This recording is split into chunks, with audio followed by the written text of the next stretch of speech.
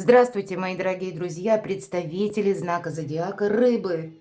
Второй прогноз на декаду на 10 дней с 10 по 20 января. Давайте узнаем, что ждет ваш знак зодиака, что ждет рыб и рыбок, что или кто появится неожиданно, и с чем это вообще будет связано, или с кем. И все же я должна сказать, даже неожиданности, они у нас в этот период могут быть, ну, как бы сопоставимы с прежней ситуацией или с прежними отношениями, с какой-то прежней историей. Вы можете оказаться на выборе, продолжать, завершать. Или что меня ждет дальше? Вы вот такие вопросы себе можете задавать. У нас конфигурация планет в этот период нам как возвращает какую-то историю. Уран в ретро-движении, а ретро – это всегда с приставкой переделать, переписать, пересмотреть. Что-то видоизменить, может быть, и так. Но неожиданности, они к нам могут приходить в виде каких-то сообщений или появления некоторых персон, или неожиданно могут проясниться детали какого-то дела, открываться новые обстоятельства. Может быть, это будут связаны с решением других персон, и нам неизбежно придется что-то корректировать. Вот давайте с вами узнаем, так с чем это будет все связано, что ждет с 10 по 20, что или кто появится неожиданно, к чему быть готовому. И первая колода 78 дверей. Открыты двери или закрыты. Принципиальное значение. Можете сразу сориентироваться. Вот переложите в люди интуитивные метафору карт на свой какой-то вопрос или вопросы. Какую подсказку вам дает карта? Может быть, куда-то и не надо идти, правда? Ну, 3 карты мы достанем, как 3 знака судьбы. 3 карты без вопросов. Именно потоковая информация. На чем ставят акцент или акцентируют ваше внимание карты, что ждет, что там будет происходить, что там случится, с чем или с кем связаны события, и, может быть, вам придется принимать важные решения. Достанем на карте Таро, это Таро ведьмочек. Что же неожиданно, давайте узнаем. С чем будут связаны неожиданные события. А может быть, вы что-то и услышите, но тогда какая-то сфера, область жизни. И 3 карты мы достанем, чтобы так причина и следствие подробно разобрать. Следующая карта, к чему это все идет или что это будет продолжаться. И в конечном итоге, к чему же это придет, да, что ждет, или как это повлияет на вашу жизнь. Достанем по 3 основным сферам жизни по карте тоже. И первая – это у нас сфера любовь, личная жизнь, вопросы дома, вопросы в целом взаимоотношений. С 10 по 20, что ждет рыбок в сфере финансов с 10 по 20, и что ждет или чего ждать по части ваших планов, достижений, может быть, и документов, важных решений, согласований или каких-то встреч. Давайте будем узнавать. Итак, первый знак судьбы. Что-то завершается. Может быть, это то, что вы сами завершаете. Я надеюсь, вы понимаете, что аркан смерти – это не про смерть. Это карта трансформации. Да, какой-то неизбежный период жизни, он у вас завершается. И вам себя, самая главная задача, как перестроить. Вот не будет какого-то повтора. Может быть, обстоятельства какого-то дела или вашей жизни, или какая-то сфера жизни, она вот-вот должна быть перестроена. И я надеюсь, понимаю также, что если мы говорим о трансформации, то некоторые вопросы, вы можете этого не видеть, ну, или задачи, к которым вы, допустим, даже привыкли, или как какой-то концепции вашей жизни вы тоже могли привыкнуть, но нас это удерживает в тисках, нам не дает это прогресса. Вот именно с этим мы должны проститься. Наверное, объективно сказать себе правду. Наступает время, но вот как этот человек сидит на погосте, и в руках у него песочные часы. Уже закрытых, кстати, дверей нет. Но он сам себя задерживает в прошлом, вот в этих воспоминаниях. Воспоминания могут быть. Здесь период у нас даже планетарно, он с аналитикой связан именно того, что в нашей жизни уже случилось и произошло. Но мы можем подзастрять, а время, тем не менее, песочные часы нам говорит, пошло. И трансформация, вот представьте, чтобы быть правильно понятой, когда вы садите зернышко в землю, вы хотите получить какое-то растение, да, может быть и денежное дерево, кто знает.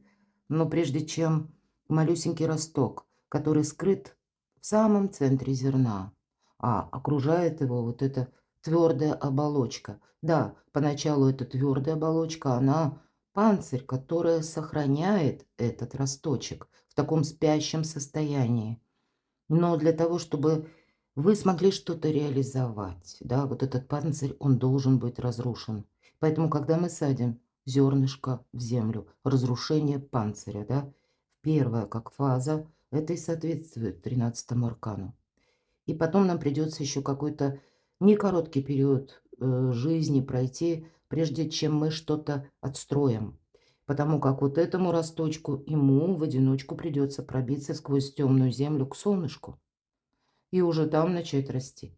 Поэтому вам нужно на что-то решиться, посмотреть, правда, правде в глаза, что-то, может быть, и завершается. Кто-то будет рад, что уже какая-то история. Тут мы каждый по-своему на каком-то жизненном этапе сейчас находимся.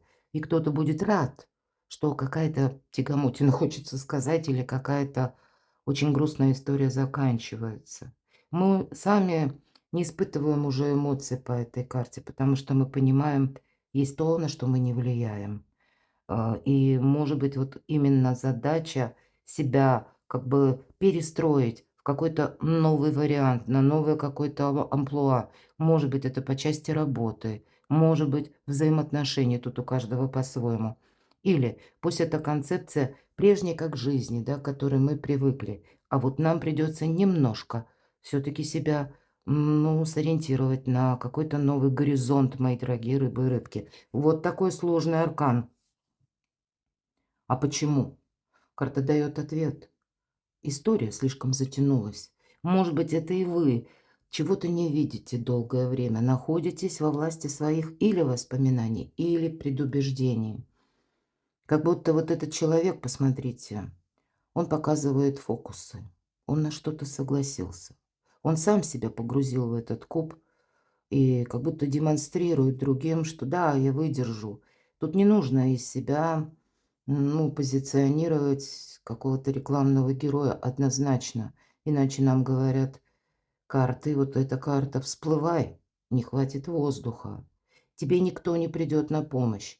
Тебе нужно рассчитать так время, ты как будто там задержался. И никому нет дела, почему. Это же зрители. Человек фокусы показывает, и каждый думает, что ну что ж, это фокус. И как бы тут дело ни пошло, они останутся неподвижны, потому что они будут уверены, что это ваш стиль или элемент фокуса, понимаете? И люди окружают совершенно разные. Есть те, которые, ну, как прохожие зрители, но есть и те, которые вас могут как подначивать. Вот обратите внимание на лицо вот этого человека, который ближе, да, к нам относится. Очень неприятное, жесткое, такое непримиримое, какое-то злое лицо. Но вот так изобразил художник. Он как будто вызов, может быть, да, бросил этому человеку, как будто про себя думает: ну-ну, давай, задержись еще, я посмотрю, сколько ты выстоишь, выдержишь. Вот понимаете, вам кто-то может бросать как перчатку, вызывая, может быть, на словесную дуэль. Или кто-то подначивает, опять же, чтобы посмотреть, сколько вы продержитесь. Тут нельзя быть в своей собственной догме от начала до конца, потому что вы именно можете не видеть, что это чужая игра. Две карты об этом. Как будто всплывать надо. И 100 раз начихать, кто там что думает. Вам сейчас наступает время подумать о самом себе. Или самой себе, потому что какая-то затянувшаяся тема, она должна быть завершена. Третий знак судьбы. На кону будущее. Всегда тройка– это карта будущего. И здесь для кого-то из вас, может быть, этого себя действительно нужно вот посмотреть, что вы обладаете чем, какими навыками, ресурсами в данный момент. Ну, безусловно, тут есть то, что нужно сохранять. То, что живое, как бы, да, то, что должно быть продолжено. Это как прогресс. Но две карты, которые уже практически, причем старшие арканы. То, что не имеет значения. А вот это по тройке жезлов, это то, что но это как идея или какая-то ваша, может быть, задумка, может быть, себя в чем то попробовать. По этой карте Мы как будто пытаемся выйти из какого-то или сами полусонного состояния, или пытаемся какое-то свое намерение, цель тоже, может быть, опробировать, да, попробовать, получается, не получается. Одновременно мы понимаем по этой карте, зачем нам это нужно. Но есть и такой момент, как остановка. Поэтому с учетом двух предыдущих карт, если это остановка на полдороги, такое бывает по тройке жезлов, то это только лишь для того, чтобы определиться, что я беру с собой в будущее. Все ли я гештальты из прошлого закрыл? Судя по всему, уже закрыли. Ну, правда, тут уже как будто топчемся на месте, мои дорогие. А наступает время идти вперед. Неожиданности с чем связано? Ничего не происходит. Кто-то может и сетовать на то, что я сейчас вынужден или вынуждена решать финансовые вопросы, проблемы. С одной стороны, да, но тем не менее эта карта говорит, что у тебя пусть эквивалент, который ты желаешь по финансам, все-таки пентаклевая карта, он оставляет желать лучшего. Но у тебя сейчас какой-то базис есть. Это правда. Но сейчас очень многим сложно именно финансово, поэтому, тем не менее, что имеем, от этого надо оттолкнуться. Есть тут явно то, что нужно сохранять, даже пусть это в каком-то небольшом эквиваленте. Но, может быть, пересмотреть неожиданно вам придется некоторые статьи расходов и доходов. Вот конкретно. Давайте мы узнаем, что ж там неожиданно. Вы знаете, тут может быть конкретная персона, может быть, она и связана. Как вот, если мы говорим о знаках зодиака, у кого-то буквально. По королю жезлов это люди, которые рождены под знаком зодиака стихии огня, Овен, Лев, Стрелец. Может быть, вам нужно изменить отношение к конкретной персоне. Может быть, кстати, и человек не обязательно в солнечном знаке. Это асцендент, карта харизматичного лидера. Самое главное, вам тут могут какие-то советы давать. Вам тут могут говорить: "Делай так, не делай эдак". Ваша задача, мои дорогие, не участвовать в очередной раз, я говорю, в какой-то игре. Ну, может быть, человек даже и не думает, что это игра. Все-таки, ну, давайте так, более лояльно скажем. Или это его видение, он искренне уверен, что так правильно. Но мы все разные.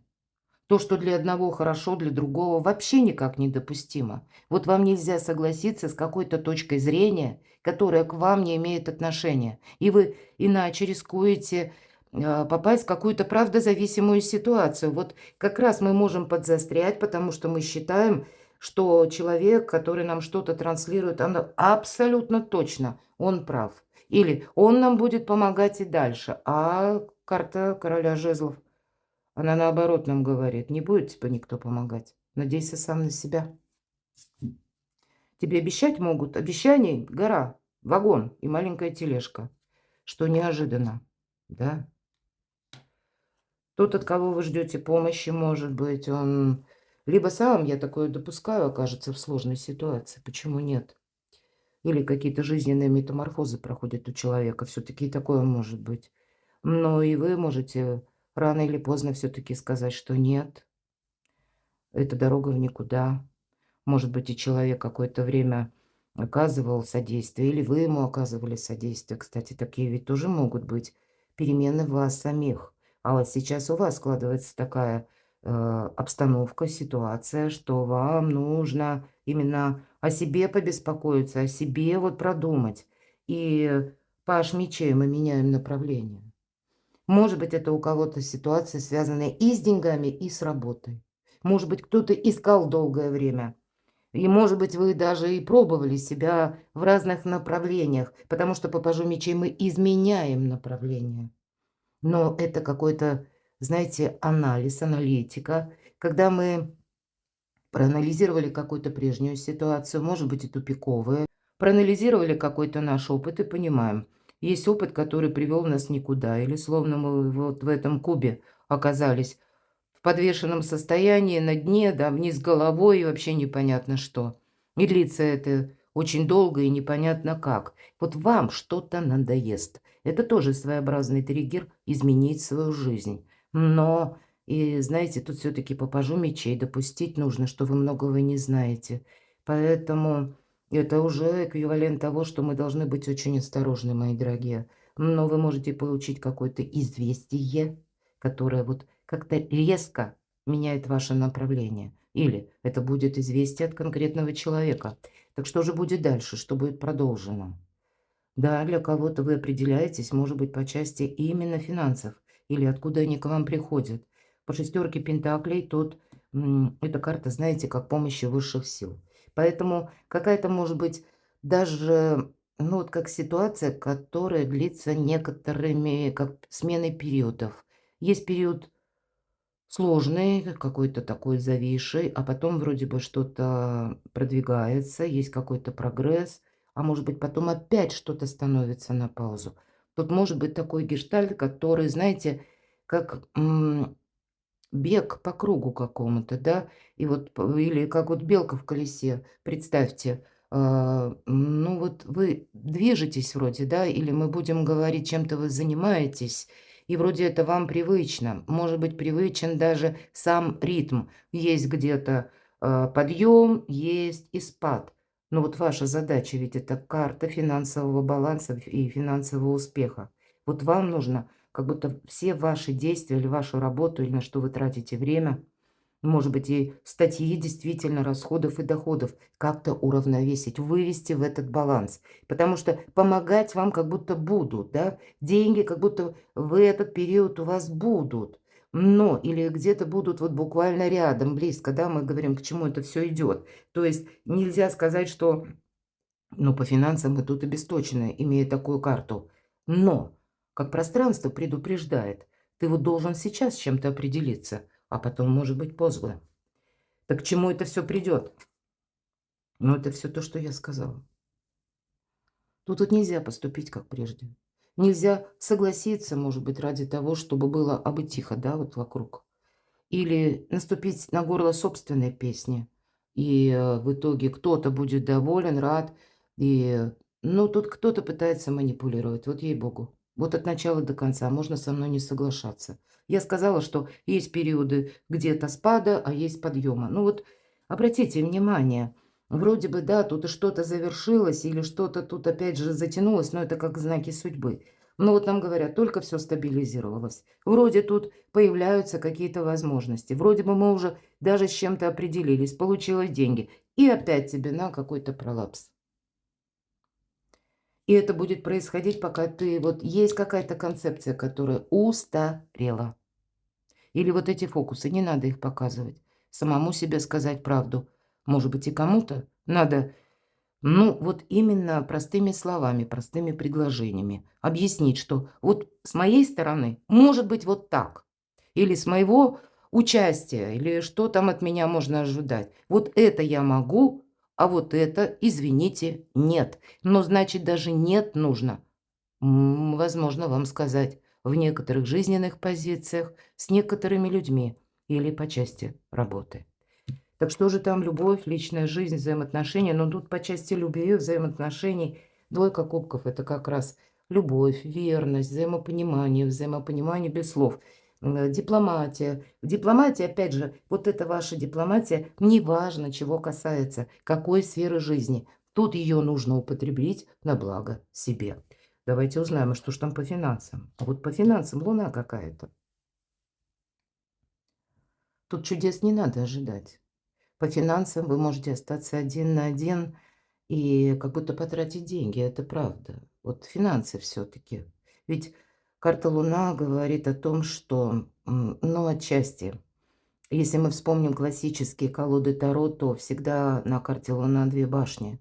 Возле одной башни шакал, возле другой волк воет. Я часто говорю, вам и не к волкам, и не к шакалам. Вам нужно как бы между. Мы не выносим какие-то резолюции или наши суждения по конкретным людям. И этим самым мы сглаживаем острые углы по финансам. Но мы при этом должны оставаться на своей волне.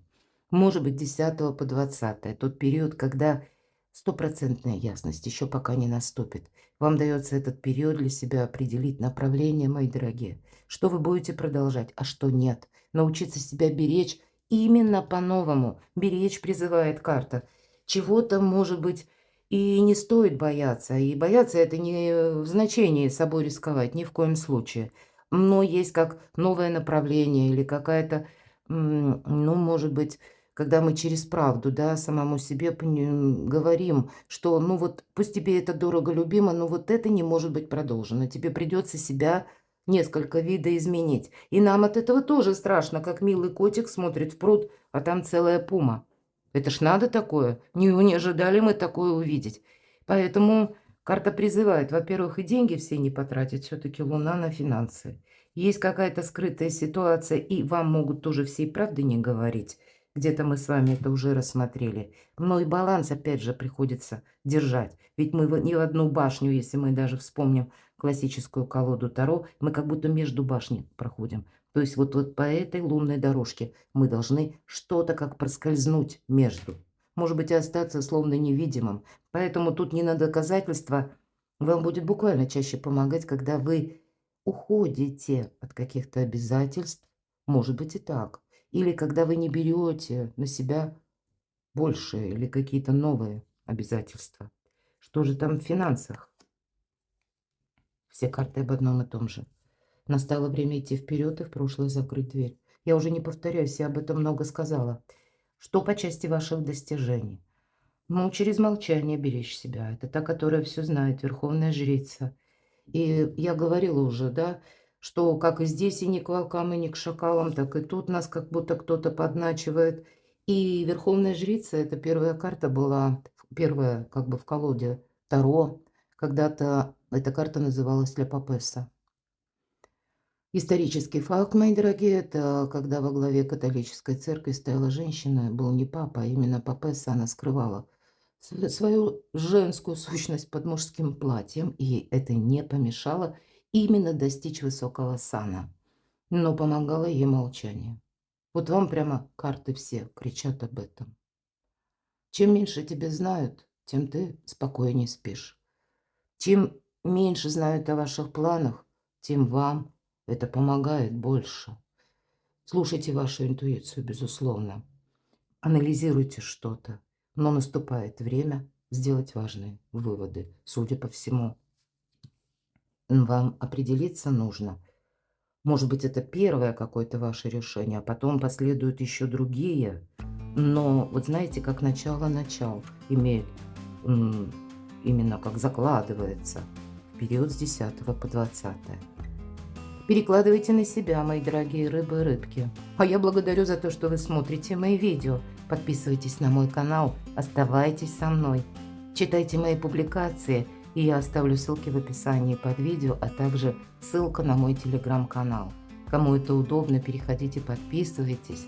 Там на канале у меня, на телеграм-канале, весь мой контент, как и сайт, так и есть то, что вообще и не на ютубе. На ютубе у меня несколько каналов. То, что я только в Телеграм публикую. Подписывайтесь, я вам буду искренне рада. А я вас люблю, и вы будьте счастливы, будьте любимы всегда.